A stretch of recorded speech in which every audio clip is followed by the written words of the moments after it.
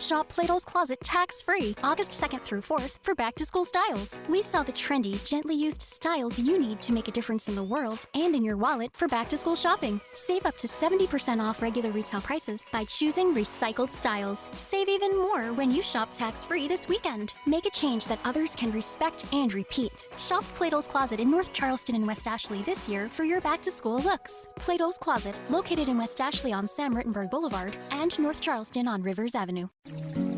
You're listening to the Archaeology Podcast Network.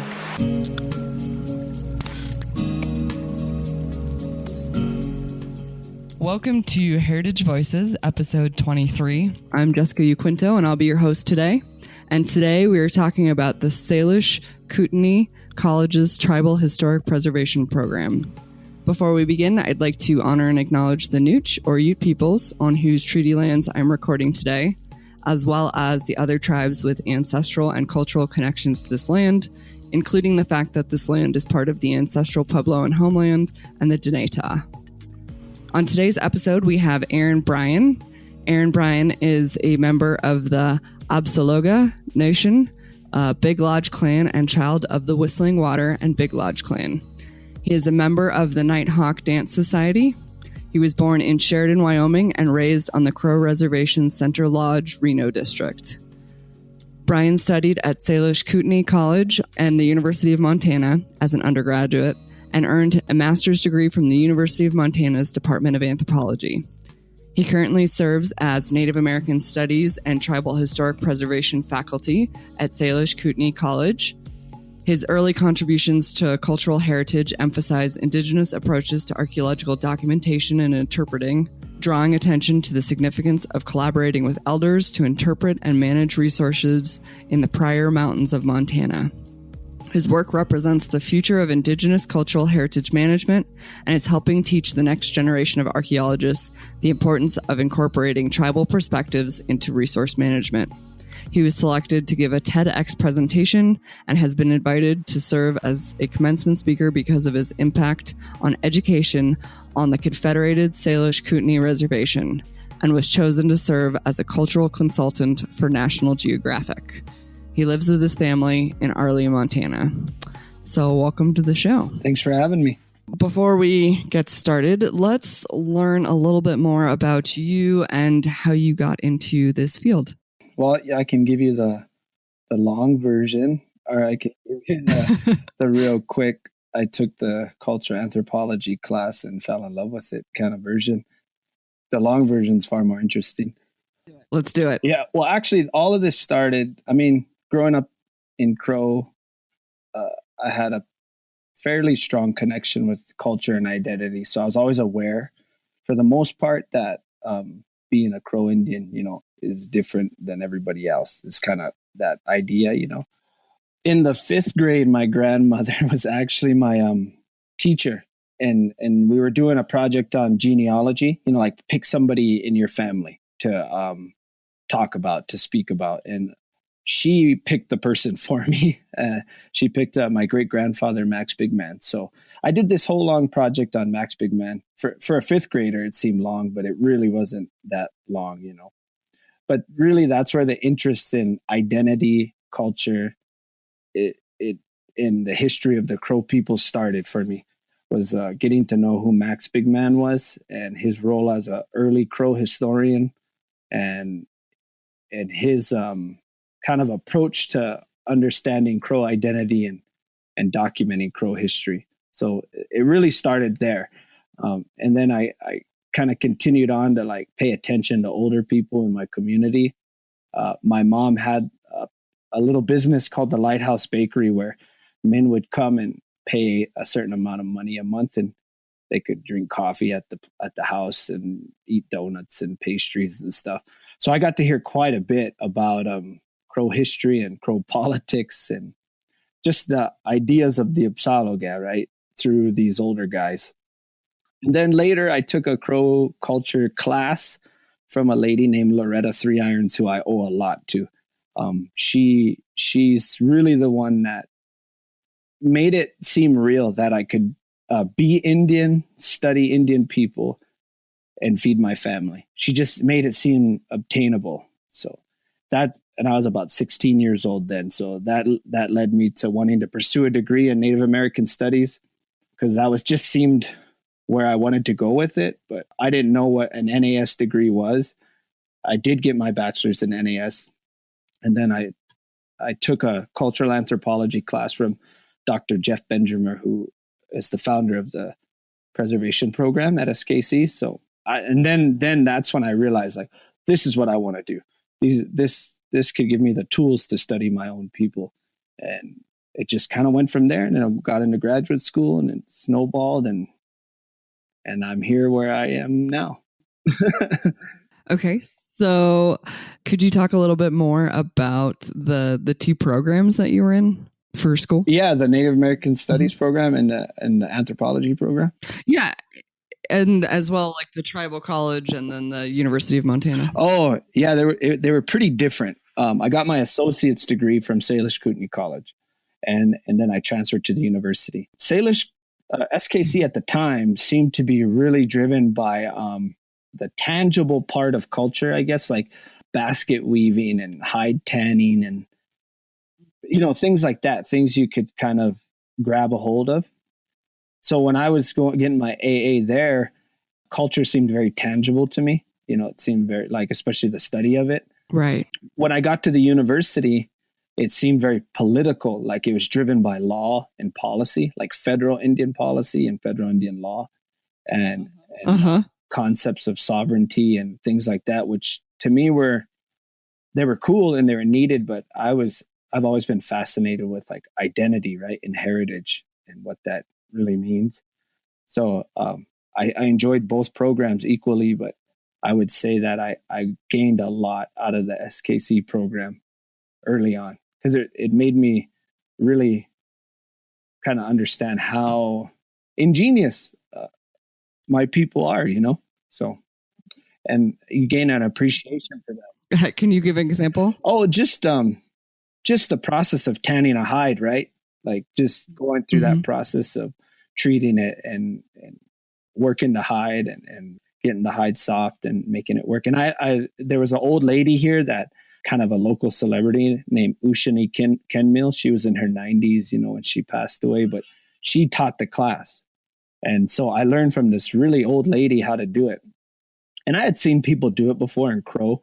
I had a neighbor that I watched do it one time, but no one ever sat me down and said, this is how you do it, And so just seeing all the work and the effort and the nuances that go into something like that made me really appreciate how Indian people think, and how detailed they are and how methodical they are, that nothing's rushed and nothing's pushed through and just for the sake of doing it, In the Crow language, we call it akbayicha, and that means like the one who keeps things nice or makes it look good, and that's like a quality to have, as a person. So when I watched this old lady do that, I seen it firsthand, and so for me, that meant more to me than a lot of the Marshall Trilogy classes and the sovereignty classes and stuff. Because I seen, like, man, these are people worth saving, like I'm one of these people, and it really gave me value. Because growing up on a reservation, especially during my time in the 90s, there wasn't a lot of value in being Indian. And you were taught opposite, don't speak with an accent, cut your hair. And these were things Indian people were telling us, So for me to see that and go to an environment where not only was it accepted to be Indian, it was encouraged, like, take these classes, and SKC makes an effort to make them required. A lot of them, our program requires a certain amount of those classes. I feel like that separates us from a lot of other academic programs, is because we really push that idea, that part of our culture of Indian people, like that there's a lot of work and there's a lot of effort and there's a lot of intricate thinking involved in how we do things. And that should translate in resource management. It should translate in scholarly works and things like that. So, and I just didn't get that from the university, Yeah. I mean, because that's not their job, that their job isn't to restore identity. So, yeah, I have two thoughts, I guess, coming off of that. First, I like the way that you put that about making sure that when you're doing things that you're doing it the right way and a well thought out way. And I think that a lot of times that can cause some conflict with things like tribal consultation, where the tribe takes it seriously on a different level than the other parties involved, or not seriously on a different level, but they're just thinking about it, I think a lot of times more long term and more like really wanting to have the setup right as much as like the outcome, whereas I feel like a lot of times with the federal agencies, it can be very like deliverable focused. So it's like, the tribe might want to work on like not just a PA, but what does this PA mean for how we work together, and like all of this background. And I think that's an area that can cause like some misunderstandings. And so I just really liked the way you put that about the process of doing something and doing it right and thinking it through. And second of all, so you basically, you were talking about, you were at the Salish-Kootenai college and having them have more of a material culture focus. And then you go to the university and it's more of a political outside focus looking in. What do you think, coming from those two programs, what did you take, and how did you, like, what way do you look at it now? I think both programs have shifted towards the middle to kind of defend them both.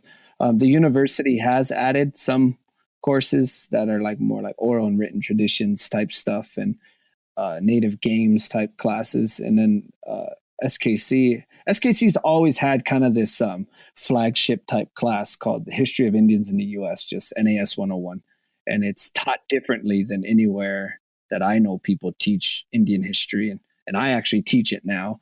I teach one of the sections of it. Other than that, they teach federal Indian law, federal Indian policy.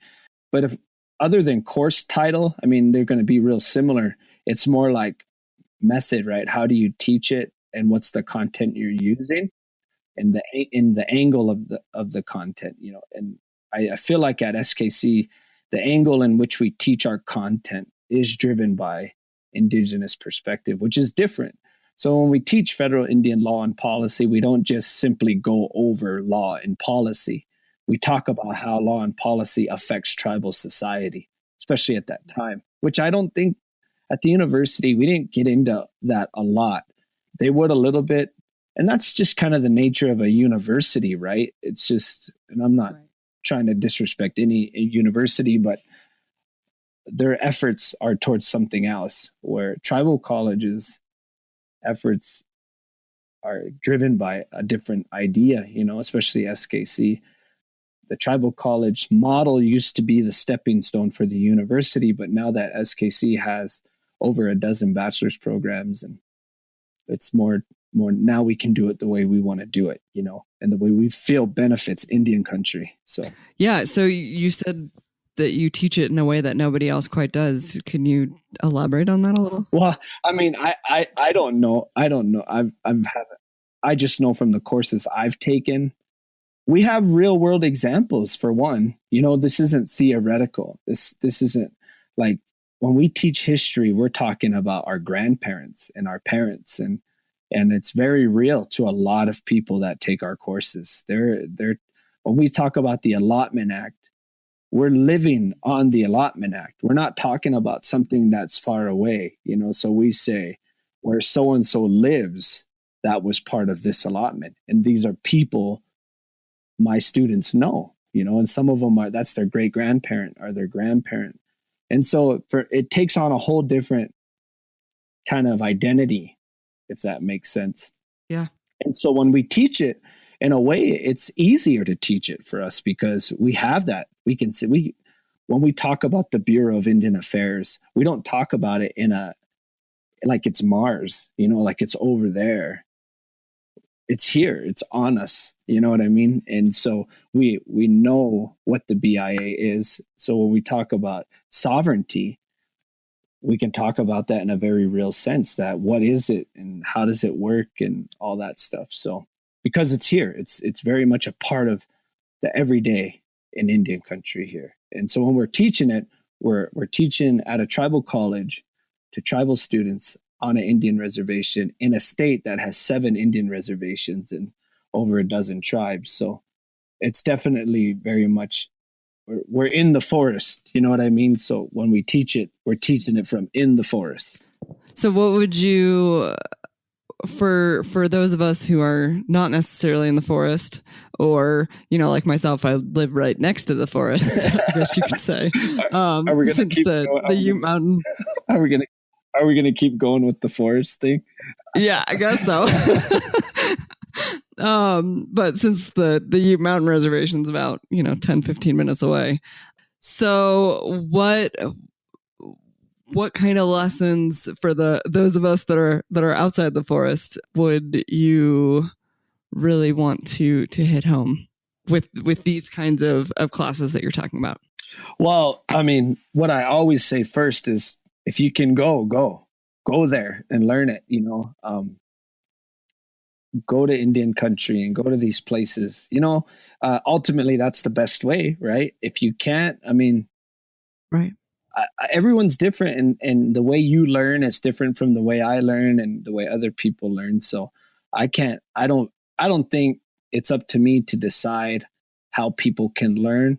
But the first step is to make that step, is to try, at least try to get closer and try to get, and I guess that closeness can be different. It doesn't necessarily have to be there, but doing stuff like this, like what you're doing right now, mm-hmm. and making it available for people, And obviously I'm not the spokesman for all of Indian country, and I don't claim to be, but I think for a discussion like this and what your program does in terms of archaeology and heritage management and all this stuff, just talking to everyday Indian people that live on the reservation or grew up there, whether they're not involved in the discipline, still benefits the discipline, because there's this disconnect that we have as archaeologists and resource managers with people. It's really weird. It blows my mind that people who specialize in studying people know nothing about humans, Right.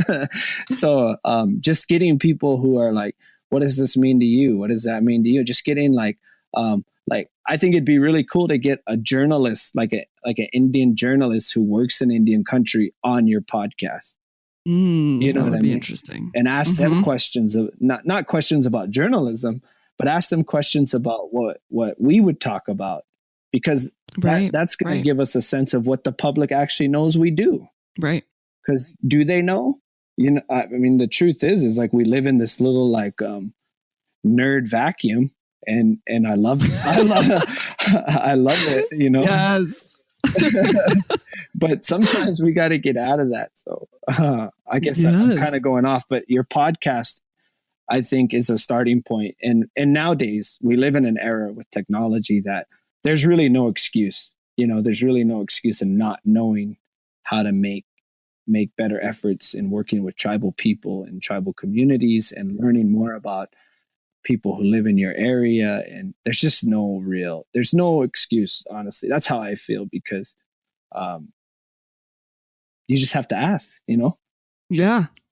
I don't think you need to take a class, for sure. I don't think you need to go to college to learn more about tribal people and have a better understanding of being Indian, or wanting to get in touch with your roots, or hey, say you had a best friend who was Indian growing up and you just wanted to understand them better, and you don't need to take a class. And I feel like it's not the job of institutions to do that.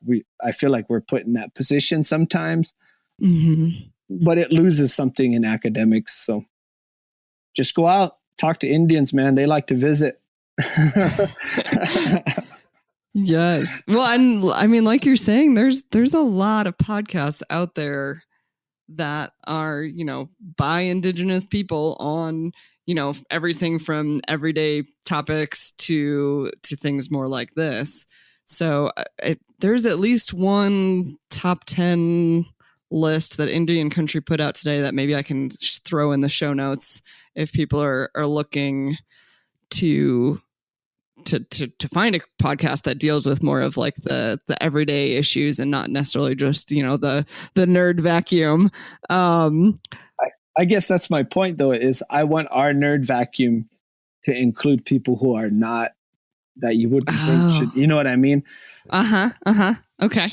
Because if we, both ways though, this is a two-way street. And I feel like us as scholars, archaeologists, researchers, historians, we tend to only live within our concepts of what we're doing, right? Mm-hmm. We don't venture out because it's scary to venture out.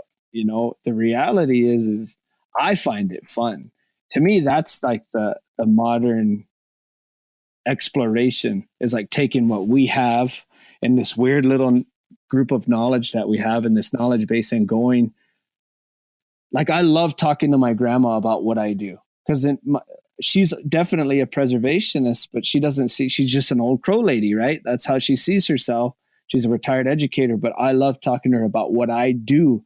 And what I'm finding is that we have more in common with my discipline and her life than we do have differences. And I feel like our discipline in archaeology and heritage management, we don't do that enough. We don't just include the public to include it. We do it by mandate, and that's not good enough. We're not going to get nowhere doing that stuff. So. Yes. Okay, so we are already at our first break point. Oh, wow. And I know, right? It flies by. But one more thing that I want to throw in there while we were talking about the two-way street is to the Mashantucket Pequots, who I had on, I'd have to look up which episode that was. Michael from that podcast, he co-hosts the Native Opinion podcast. So he's a THPO, he's a Tribal Historic Preservation Office, but they also on that podcast talk about a lot of the more everyday stuff, I think. So I believe that might be on the list that I'll attach in the show notes of the Indian Country Today's 10 podcasts. But check that out. If it's not in there, I can include the link to that show in the show notes as well. All right, and we will be right back. Introducing Zaxby's new chicken finger tacos. One with pico and creamy chipotle ranch, and the other with bacon and avocado ranch. Chicken expert since 1990. Taco expert since now. Woo, saucy! Zaxby's. Chicken tacos should only be trusted to chicken professionals. That's where we come in. Introducing Zaxby's new chicken finger tacos. One comes with pico de gallo and creamy chipotle ranch. And the other comes with bacon, lettuce, tomato, and avocado ranch. Chicken expert since 1990. Chicken taco expert since now. Order yours today in the Zax Rewards app. Woo, saucy! Zaxby's. All right, and we are back. Okay, so before we keep going with all of this, I do want to go back a little bit and talk about, okay, you came out of your college and university experiences, and then what? What was the next steps in your journey after that? I was unemployed. Yep. I was unemployed for a short time, and I actually did a year and a half as a paraprofessional in a middle school. Mm-hmm. And actually that job had a profound effect on the way I view my job now. And that's because working with 7th and 8th graders on an Indian reservation, you see the huge disconnect between identity, like there's this big gap, in fact, a dangerously large gap in understanding who they are versus who they want to be and all that. And that alarmed me like a lot. And because I didn't realize growing up on the res, even though there was all this other stuff, this kind of colonized mentality happening, But on the backside of it, we were still very much Crow Indians, and growing up, going and participating in different things, and the Crow kinship structure and social structure was still very much intact when I was young. So I still had a connection to my identity and knowing I was a Crow Indian and knowing that being a Psaloga means to be this, right? Mm-hmm. But growing up, I was comparing myself to my elders, which to me were like the crowiest Crow Indians of all the Crows, right? So in comparison, I was not Crow. In my mind, I'm like, well, if they're Crow, then what am I? And living here and seeing the disconnect with tribal youth and that identity, it scared me because it's not a good feeling. It can't be a good feeling of not knowing who you are, where you come from, how you got there, and what it means to be that.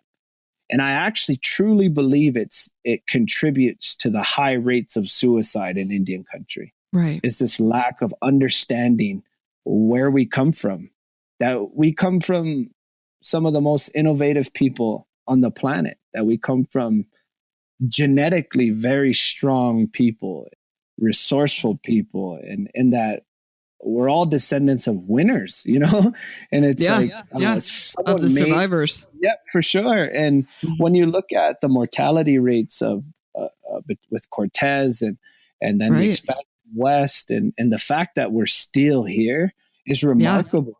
And that to be a part of that group, I take a lot of pride in that. Unfortunately, I just don't see young people. They don't have that understanding.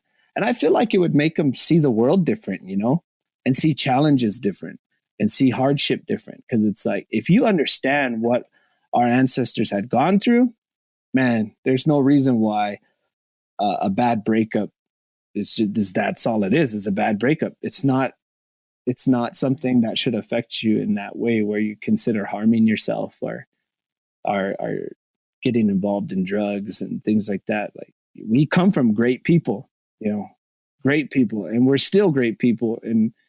But we're kind of in recovery mode, in Indian country. We're just kind of like in this, like, where it's societal post-traumatic stress, Yeah. I mean, they say that basically it's the estimates are up to 90% of indigenous people were wiped out in the years after Columbus. 90%. That's literally like, you think of 10 people, 9 of them are dead. Yeah. How can you not still be in recovery? And I think that just really highlights what you're saying there is that, that to survive that is huge. I mean, that just speaks really to the resilience of, Native American people.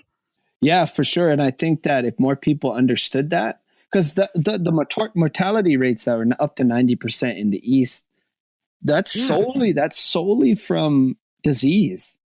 Yeah. That has nothing to do with like societal pressure from the fur trade's impact, anything like that. And then in the West, I think it's anywhere up to 75% in the West.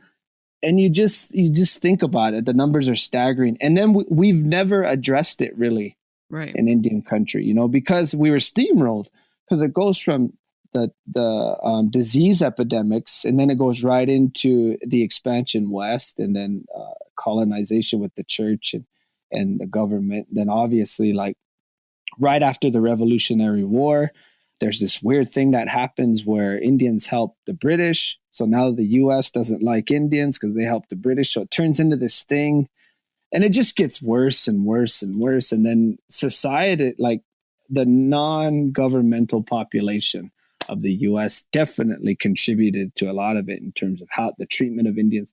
So when we teach history and we teach Indian history, we always teach it from a political standpoint and a military standpoint. Very rarely do we talk about society. What was the public doing? And the public was just as guilty, and we don't ever want to address it. In fact, when we start talking about it, it makes people uncomfortable. And they want to switch subjects, and we're never going to recover from our issues in Indian country until we talk about the atrocities that happen, the real atrocities.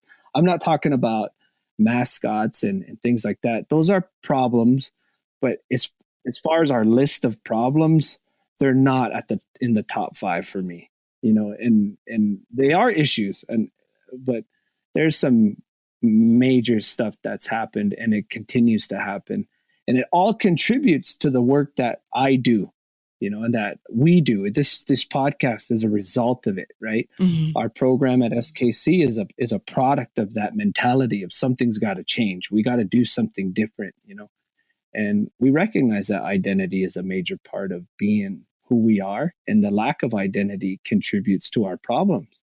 So how do we fix that? Well, we gotta mend the gap somehow. So it should be a concentrated effort to fix that gap, but it's hard to get people on board sometimes, Right. Why is that? Because it's counter to everything I think in Indian country we've been taught. The last 150 years has been this: go to school, get the wife and the 2.5 kids, and the golden retriever and the picketed fence, mow your yard, go play golf. And it's like, I love mowing my yard. I love it. And every time I do it, I'm like, I'm super assimilated, I love it. I just love mowing my yard. It's like, I love it. But to me, it's like the microcosm of like being assimilated. But anyway, so what I do now is I've tried to take that tool just as you have and other people have. I'm not the only one, but we try to take what we were told to do and make it work to fit who we are, and I feel like that's what indigenous archaeology is. It's much more than just archaeology done by Indians or for Indians. It's really for perpetuation and the protection and the preservation of identity.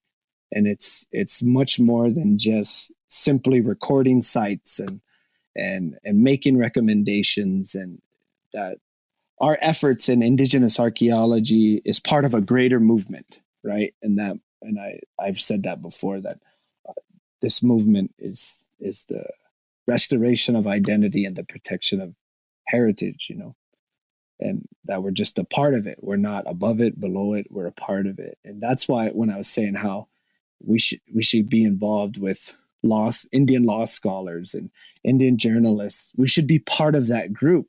It seems as we've separated ourselves, mm-hmm.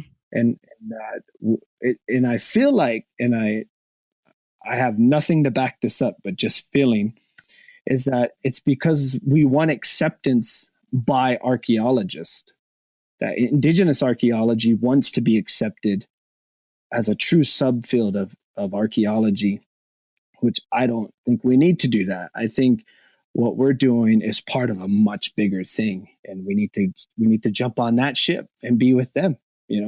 Whether you're Indian or non-Indian, I think you can be an indigenous archaeologist and be non-Indian. It's what's your intent and how and what's the goal. And if the goal is to help people, then go for it, man. That's what I'm about. Kind of went on a little rant there. Sorry. I love it. Yeah, no, that was fantastic. So, okay, can you give some examples then of some of the work that you've done that is indigenous archaeology? Oh, no, this is all theoretical. All theoretical. Okay. Well, I guess just every day, right? Teaching, right? Like just teaching and raising kids is a huge part of what I do, and why and I apply my knowledge to raising my kids, but on a more like discipline kind of based thing. Every archaeology job I've done, I've always made the voice I've tried. I don't want to sound too righteous, but I've tried to make the voice of Indian people at the forefront, that it kind of be the driving force behind the entire project. That I think sometimes archaeologists, we can see ourselves as kind of, we can get kind of righteous sometimes in how we do our job. We kind of become the authority, right, on certain subjects, when when I feel like indigenous archaeology is the opposite. All we are is collectors of information, and we transport that information to other places, and we can be the bridge between people. We take information and how do we apply it to everything else, right? We're kind of facilitators of indigenous knowledge and understanding of landscape, as opposed to the authority on it, you know? Right. So I feel like every job I've done, when it's just regular a survey, working with consultation, even creating lesson plans, I always try to keep that in mind. I try. I fail at it a lot, you know. I really do, because I'm a human, you know. I try. I mean, it's hard sometimes though, because we're running out of old people, you know. We're running out of those people who have that knowledge and really have that deep indigenous knowledge, that the good stuff, you know, the gold. They're there. They're still out there, but we are running out of them. So. But you did mention the National Geographic project. I guess that kind of was something. Yeah, I would love to talk about that. Yeah. You like that segue? Kind of segued yes, right into that. I do. How this actually started was really out of a friend. I have a buddy named Jonathan Kingston, who's a photographer and who's done quite a bit of work with Nat Geo. In fact, he's in I think Central America looking for Cortez's boats or something right now. Wow. So when Jonathan listens to this, I totally give him a shout. And he's not Indian, but when he was about 18, 19 years old, I probably got the age wrong, but he went to Crow and just wanted to be out there. And I'm sure that's his story, you know, but we met then. I was young. I was a pretty young guy in the 90s. I was like 12 or something. He was buddies with some of my relatives and my brother. And so I got to know him. Later on in life, he came back to Crow for a Crow Fair. Have you ever heard of Crow Fair? Yeah. Yeah. So he came for Crow Fair, huge gathering. All the crows get together. So he came for Crow Fair, came to my camp. We visited, kind of reconnected. And we were talking about what I do, you know, and he's like, man, Nat Geo really likes anthropologists. We should try to do something together. So we wrote a couple proposals on different things and they failed. And then an opportunity came up to do a photo camp. And a Nat Geo photo camp is where a group of photographers and editors go to different places and teach that community's youth how to tell stories through photography. And that's like editing and the process, all the tactile aspects to photography. Well, when we proposed it, we proposed more like, what does it mean to be a Crow Indian? And let's use photography to do that. So what does being a Psaloga mean, you know, and tell that story through photography. So we wrote this proposal, they funded it, and we did it. So it's a week-long project. So Nat Geo sent out some photographers and editors and some amazing people that I still communicate with regularly. But my job in there was kind of to be like, to help the youth understand what it means to be Crow, to help the editors and the non-Indian people understand how to work in Crow society. You know, that the clock is kind of this foreign thing, you know, and it was a lot of fun because for me, I felt like I contributed to young Indian people, especially to young Crow youth, you know, like I was really into that part of it and I want to do it again. And it was a fun project. So we got to visit some archaeology sites. We got to do several things. I mean, it was them, right? They had to tell their story.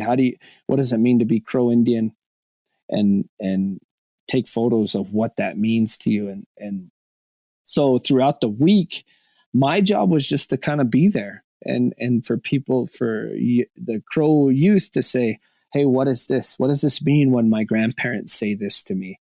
Or when we have to get ready for this doing and they make me do this, why do we do that? You know, that was a lot of the questions. Like it was simple things like that. By the end of the week, they there was a transformation I saw in a lot of the students. In fact, one of the students is studying journalism now at the university. One of the students from the photo camp is in our tribal preservation program. So That's awesome. Yeah. So for me, that was a super rewarding experience. I got to kind of make connections, obviously, but for me, it was like, man, the Crow Youth, that was awesome. I had a lot of fun with it. So what would you want to do next time? Just I would love to the same thing again, or I would love to do it again. Almost the same idea, because that was 10 kids or whatever out of all the Crow Youth. I'd like to do it in a different community on the reservation, for sure. But I would love to do it again. We just got to find the funding for it, because Jonathan's down to do it again. So yeah, it'll happen. Amazing. Yeah. All right. Well, we are actually already at our second break point. It goes so fast. But yeah, I love that. And it reminds me a lot of this youth STEM camp thing that we just did this past week. And the kids, again, they were really, this past month or two, not week. They really loved the photography and videography aspect as well. So I'm having a lot of images of them playing around with the cameras when you're talking about this. But that's cool. In addition to listening to their elders, it was very, very cool thing to be a part of. And now that visual anthropology is like kind of taken off. It seems to make sense to do that kind of stuff. So it's pretty cool. Yeah. So on that warm and fuzzy note, we are going to take our second break.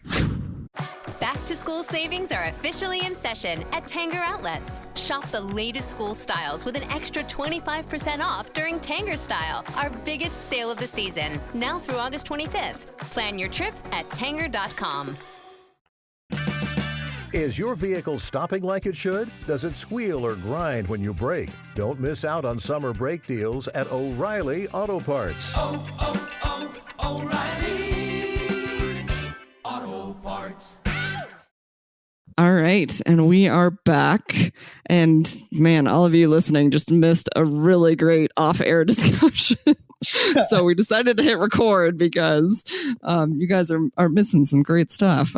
Talking about tribes and their resilience after being moved from their homeland, and taking the stories from their original homelands and placing them on the landscape of where they are now. Really interesting stuff. It's the best stuff. Yeah, the best stuff. The best stuff. With the best conversation was we weren't recording. I know. I apologize to the listeners.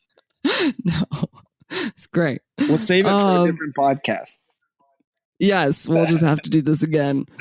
Cool. Okay, so there's a couple things that I want to touch on. So first, it sounds like your background, from my understanding, is both in cultural anthropology and archaeology. Could you talk a little bit about your experience? I don't know, I guess like blending the two?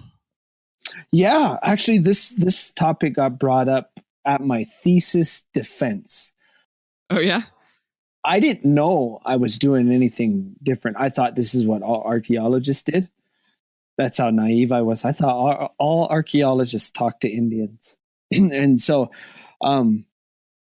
how I fell in love with the discipline was through cultural anthropology, was the discipline of ethnography and understanding oral history, right? And how does that fit into archaeology? I have my master's is in general anthropology. I don't have a focus. It was more of a financial decision, right, to do that, as opposed to going down like cultural heritage emphasis or something. Anyone who knows anthropology knows if you want to make money, you got to do archaeology, right? So, unfortunately, as an ethnographer, yes, I learned that one. I was the same way, right? Because my true love is ethnography, field ethnography, and actually, what I've really learned to love is re-examining old ethnographies like Oh, Robert yeah. Lowy and Edward Curtis and Frank Linderman and Claude Schaefer and Franz Boas and these guys, like going back, looking at their works.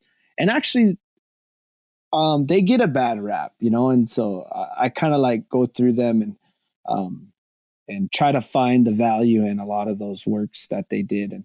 And so the overall field of ethnography has kind of become a passion, more of a passion project as opposed to like a viable employment, right? Because archaeology is that way. So really how it started, where I blended the two together, was in 2011, I worked for the Bureau of Land Management, Montana, Dakota's office with the state tribal liaison. His name was Mark Sant. Great guy. I worked for him.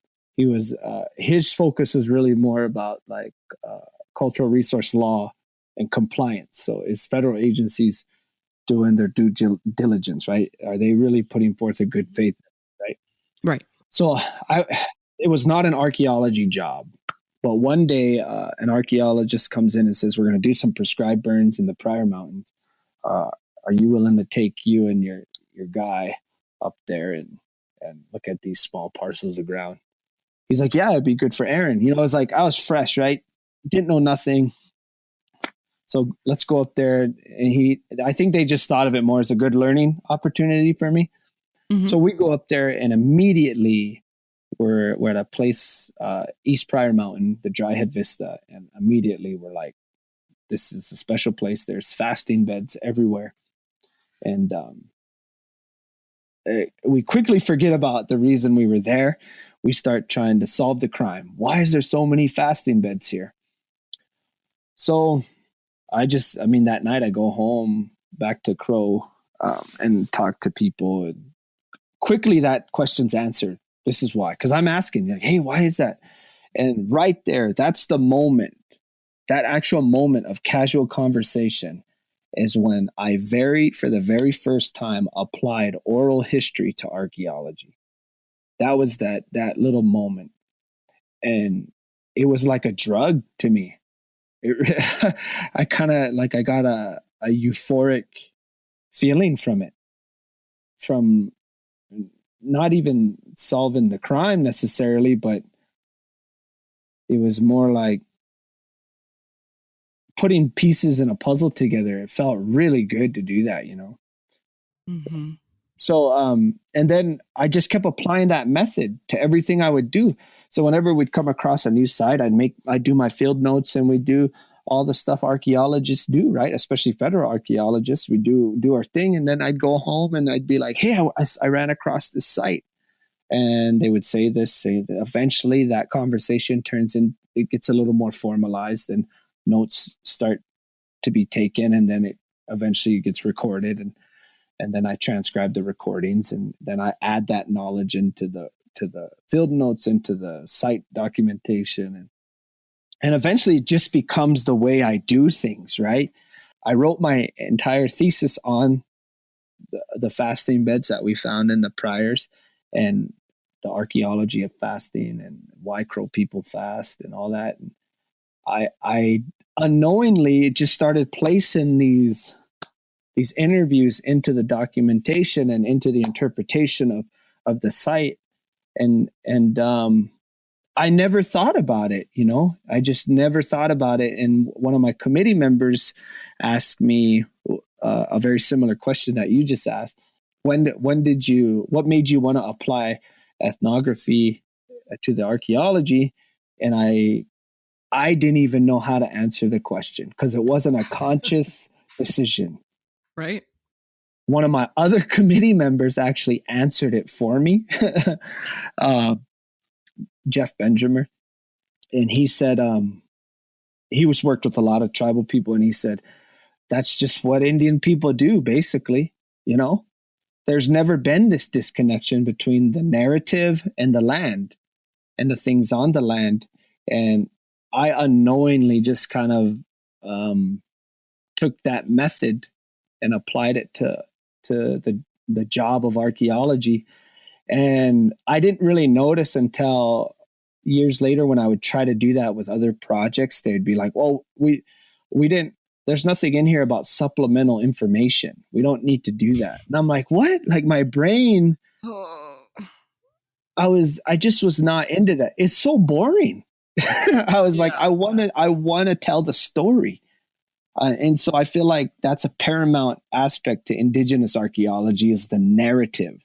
You tell a narrative, right? And so it was such a foreign idea to me to do that, to not tell the story. So in my mind, I was like, so you just want me to record objects? You know, like, and I was like, all right, I'll do it. I'm not going to like it though, you know?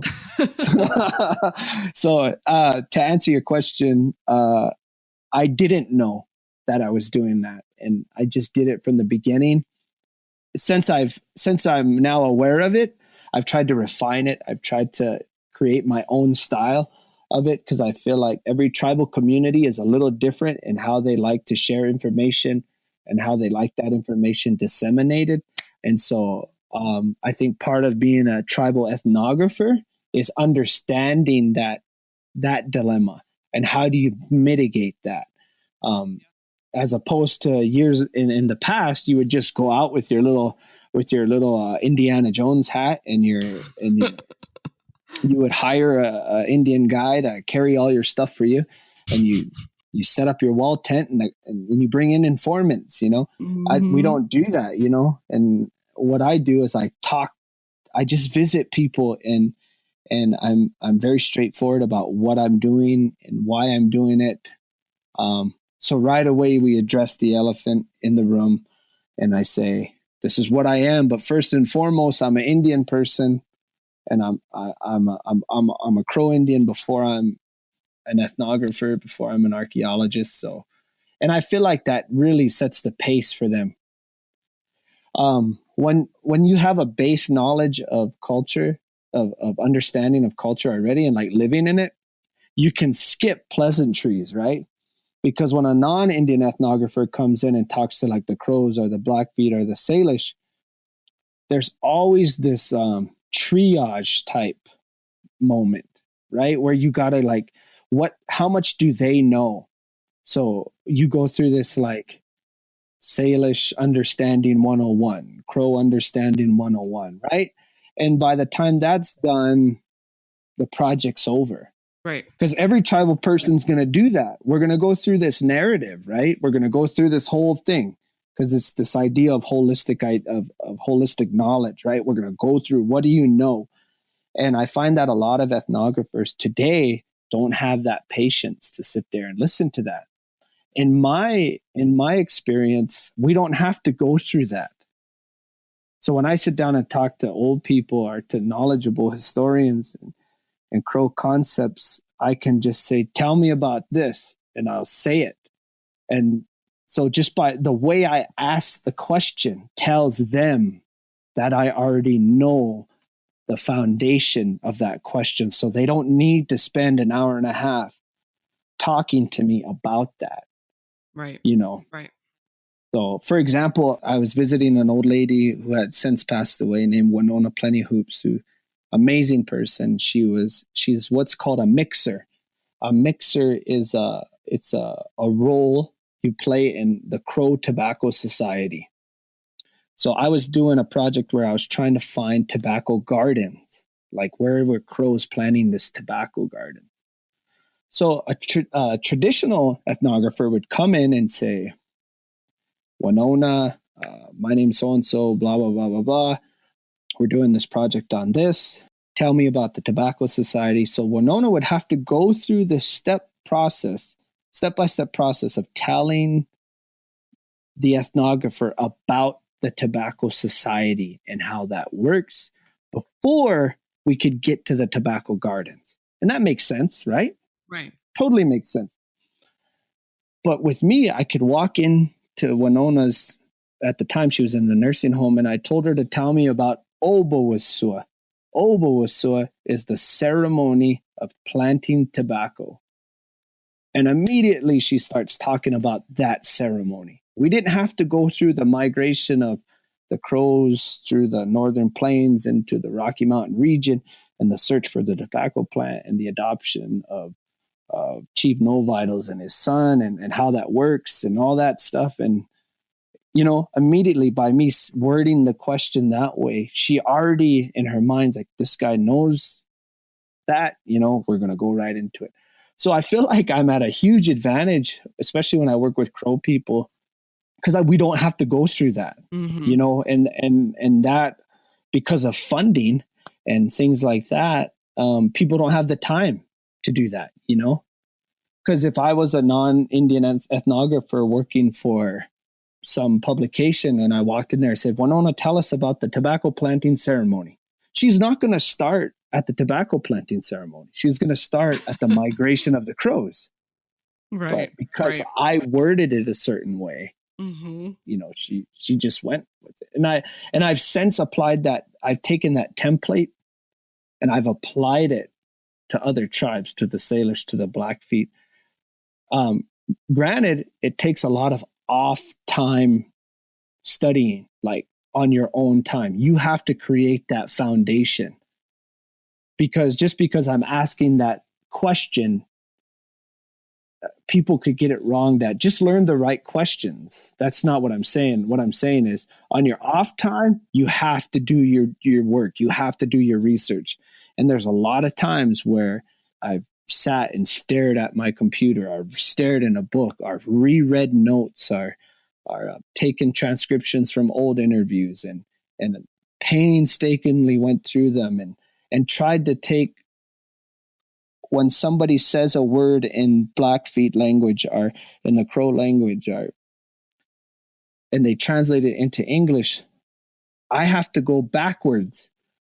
So if they say something is a certain thing in that language, they could lose translation. So I'm learning all of that over again. So do you get what I'm saying? Yeah. Yeah. So you got to go through all this stuff before you can ask that question, before I can come into Blackfoot society I'd say, tell me about the Moto Keeks, right? Like this women's society. Tell me about them. I got to know my base before I ask that. And that process is delicate too, though. And that process might take years. For me, I had to sing a lot of years and sit at a drum with a drum group from Standoff, Alberta, that I had to, my wife is Blackfeet, that I've spent time in that community amongst other Blackfoot speaking peoples. And so that doesn't necessarily mean our job is just based on questions. Our job is really based on that foundation. Your validity as an ethnographer is based on the effort you put into ethnography before the fieldwork's ever done. Right. And it's paid off immensely for me, because my entire livelihood is based on talking to Indian people, which, man, that's the best thing ever. It is. So I'm sorry, I kind of went on a tangent there, but yeah, I didn't know I was doing anything different, but now that I know, I'm aware of it and I try to get better at it every day. So. Right. And okay, so one thing I want to say before we get away from this topic is that people should be doing that. So if we're talking about the BLM, for example, and we're talking about compliance, if they're doing compliance, they should be considering traditional cultural properties. So if they're just looking at the archaeology and not looking at the feasting beds as a potential traditional cultural property, they're not fulfilling their Section 106 requirements. So I do just want to say that, like, people treat it like it's this like extra or supplemental, but that is part of the law. So if you are not considering traditional cultural properties, you're not doing your job. So just throwing that in there real quick. Yeah, for sure. Yeah. Did you say feasting or fasting? Sorry, fasting, right? Wasn't it? Yeah, fasting. Or was it fasting? Fasting? Yeah. And that's what you talked about in your TEDx talk, right? Yeah, that was one person in particular. Like I'm a descendant of a guy named Goes Ahead, and I talked about his thing, like his experience and kind of, and that the whole TEDx talk is that was an interesting thing because I didn't even know what TED was. Uh-huh. And a lady asked me to do this talk. She said, we're going to do this talk. And I thought she said for TED, like a guy, like I'm going to talk for. And so I was like, yeah. So I kept getting these emails and I didn't know. So when you watch that video, it's completely a one shot freestyle. I didn't rehearse it as you're supposed to in TED. So if anyone's listening out there, I would love another opportunity to redeem myself on the TED thing. And I promise you won't be disappointed. We're putting that out into the universe. Yeah. So. Okay. Cool. Yeah, definitely listen. It's well worth listen. And is it okay if we include that in the show notes? Yeah, you can. Okay. We don't have to. No, you can, as long as you keep in my excuse for why it is the way. I tend to do that though. I didn't do my research as I complain about other people not doing it. I didn't know what TED was. I had no idea that it was this huge thing and that people rehearse and I have to stand on a red dot. And it was pretty interesting. But I was going to read this to you. I've recently started this indigenous archaeology Instagram page, and it's just for me to like rant and rave on, you know. But I wrote this little quote on there, and it kind of fits with what we're talking about with ethnography and the work we do. So the quote is, the application of oral histories to archaeology is at the forefront of the research. At no point is the narrative of tribal people secondary. This methodology is the foundation of our work. No longer should Indian people be delegated to the appendices, and no longer are we supplemental humans. Yes. Yes, love that. And what's your Instagram handle so anyone on Instagram can follow you? Oh, it's just indigenous archaeology. That's all. It's just just indigenous archaeology. Awesome. Okay. Follow me. Is that weird to say? That's weird for me to say. That's not weird to say. People will learn a lot if they follow you. Okay. All right. So yeah, let's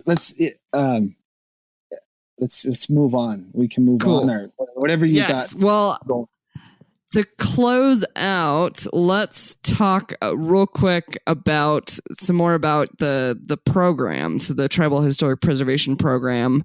And can you just give me kind of a background on what you're doing and what you want your students to come away with? I mean, we were talking on the break again that this is basically, as far as we know, and I think I heard that there's one other maybe or one coming, but definitely one of the only tribal historic preservation programs in the country.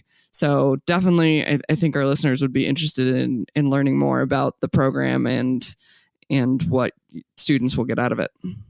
So Salish-Kootenai College, just to let everybody know, is in Pablo, Montana, on the Flathead Indian Reservation. So beautiful campus. I mean, I'm trying to sell the product here. So no, our program, we have an associate's and a bachelor's degree in tribal historic preservation. We also have a tribal governance program and administration, which is fairly new, but it's kicking off. There's 3 faculty that teach out of that, and they're all amazing people.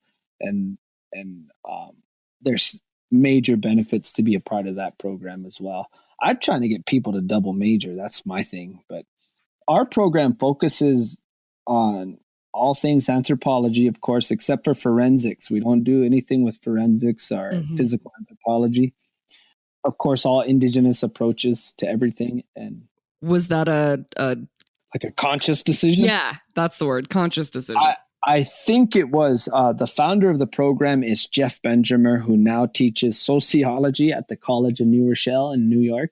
He was out west here for a while, and he's kind of a mentor to me. Like I really look up to him a lot. He's a great guy, and he was on my committee and stuff. He's a good dude, super good at his job, and he created the program. So I never went through the program. It was just regular NAS when I was there. So maybe you should have him on sometime and he can explain more about it. As far as I know, though, I think it was a conscious decision.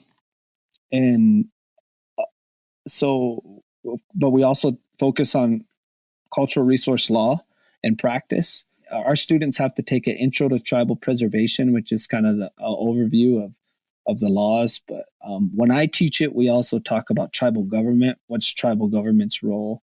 So every week is a theme. So each week is like museum studies, anthropology, tribal government. And we just kind of go down the line. Dean Nikolai, the other faculty, teaches a little bit different, but mine's more of an overview of all things tribal preservation. So that's heritage education and all things like that. So but we do go over the laws in there. And then we have I think a 300 level CRM class. And then they're required to take a NEPA course. Awesome. Yeah. So they take a NEPA course and then 3 sections of GIS. Man. Yeah. I want to go to this program. Yeah. And they're required to do 2 field experiences before they can graduate. So one is typically it's a field school, but if we don't have a field school opportunity, you can do it somewhere else. But internships, to do a tribal internship, government internship. We have a museum studies. We do a museum studies, federal Indian law and policy, cultural resource law and management, GIS, geology, sociology. Plus we have the whole like indigenous or traditional tool making classes you have to take and things like that. So it's heavy. I actually counted the credits a while back for some other thing I did where we actually have more relevant anthropology courses than an anthropology program. Yeah. And we're always working to make it better and develop. I want to develop a field ethnography class. I'm kind of working on that. That's awesome. Because right now we just kind of incorporate it into advanced archaeological field methods. When I teach that class, I do teach us a week or 2 on ethnography and how that works in archaeology. So. No, we totally deserve our own class. Yeah, for sure. Because honestly, I know archaeology pays the bills, but ethnography is what keeps you wanting to do it. That's how I feel. Like it just makes me want to keep doing the job. Plus, an indigenous approach to archaeology, it encompasses all aspects of heritage knowledge, right? Like we don't just say, "Oh, I'm an archaeologist." Whatever, that's you guys do that. That seems to be kind of common in anthropology where, oh, he's the rock art guy, so I'm not going to. Right. We're in Indian country. We don't have rock art guy. We don't have lithic guy. Like it all contributes to the thing. So the goal is on the left side, and we're not worried about rock art guy. We're all rock art guy, you know? Right. Right. So that's why I always say indigenous archaeology, but to me, indigenous archaeology encompasses ethnography, all forms of anthropology, heritage education, museum studies, cultural resource law, federal Indian law. So because it's indigenous archaeology would be that true holistic approach, as Franz Boas said, even though he didn't do. Is that too soon? Was that too soon to No, not too soon. to go after the Godfather? Love it. Yeah. So. And you have students from across the country, it sounds like. And just a quick shout out to your students. Thank you for sending your professor my way. Yeah. We have students from Minnesota. Emma actually is the one who was really pushing me to do this. So shout out to Emma. Yeah, say hi to Emma. She's gonna love it. Love it. Yeah, she's non-Indian, but she has a deep passion for this work and working in Indian country, mainly in the heritage education part of things, side of the thing, but definitely wants to contribute, you know. And she's a reflection of other students we have. We have students from other reservations, Rocky Boy and Canada. We have a student from Hobbema, Alberta. We have students from all over. It seems like Emma came from. She actually holds a BA in anthropology, but from my understanding, that really didn't give her what I think she was looking for. So she's in our program now, and I think she seems to like it. So awesome. So, but we have a lot of great students, and I find that this program attracts a certain type of student. And these are students that are like, they want to contribute, they want to contribute to their communities, to their environment, to their families. Like it's not about getting a job, I find. And I'm not trying to disrespect any other discipline, but you do see that in other disciplines where it's like, well, which job really coming out of the gate, what could I work? Where could I work? And which is a legitimate reason for education for sure. But what I find in our program is we have students that's kind of secondary. They're looking for something bigger, and I really think that's awesome. Oh, and my nephew's in the program too. So that's kind of rewarding. So yeah, that's awesome. Yeah. Well, we need more of them in this world. So yes, for sure. Yes. So glad that they're there. And our degree is versatile. So like, you don't have to do archaeology with our degree. Like I know for a fact you could work in tribal government. You could work as a tribal liaison, a consultant. It's not limited to archaeology. Yeah. And so I think that's why a lot of people like our job. Really, our job is to create TIPOs. That was kind of the mission statement of the program, but we find that a lot of students, they still want to be federal archaeologists. They still want to be their tribe's archaeologists, or run the curation center for a tribe, or things like that. So our degree can fit a lot of things. So yeah, that's come amazing. to SKC. Everybody. I know. Like, I want to come visit. Yeah. Cool. You should come out and do a podcast on our campus. I should do that. One of these days, I'm going to make this a traveling podcast. Yes, come out, do the podcast. So. Yes. Cool.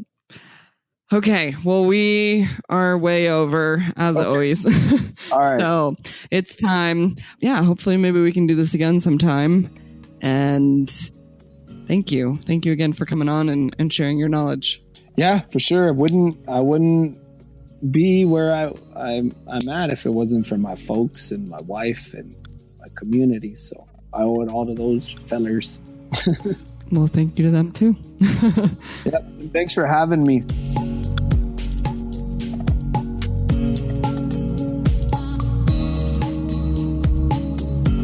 Thanks for listening to the Heritage Voices podcast.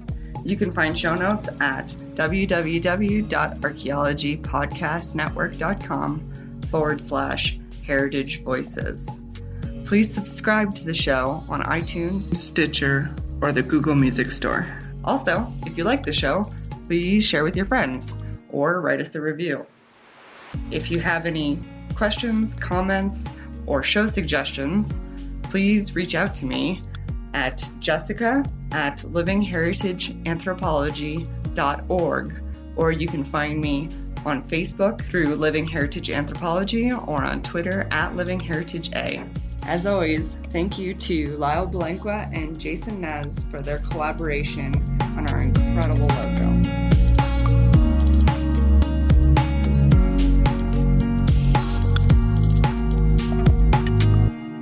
This show is produced by the Archaeology Podcast Network, Chris Webster and Tristan Boyle in Reno, Nevada at the Reno Collective. This has been a presentation of the Archaeology Podcast Network. Visit us on the web for show notes and other podcasts at www.archpodnet.com. Contact us at chris@archaeologypodcastnetwork.com. Thanks again for listening to this episode and for supporting the Archaeology Podcast Network. If you want these shows to keep going, consider becoming a member for just $7.99 US a month. That's cheaper than a venti quad eggnog latte. Go to archpodnet.com/members for more info.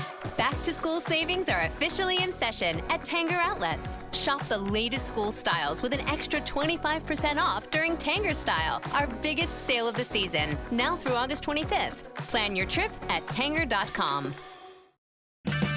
Save on O'Reilly Brake Parts Cleaner. Get 2 cans of O'Reilly Brake Parts Cleaner for just $8. Valid in-store only at O'Reilly Auto Parts. O'Reilly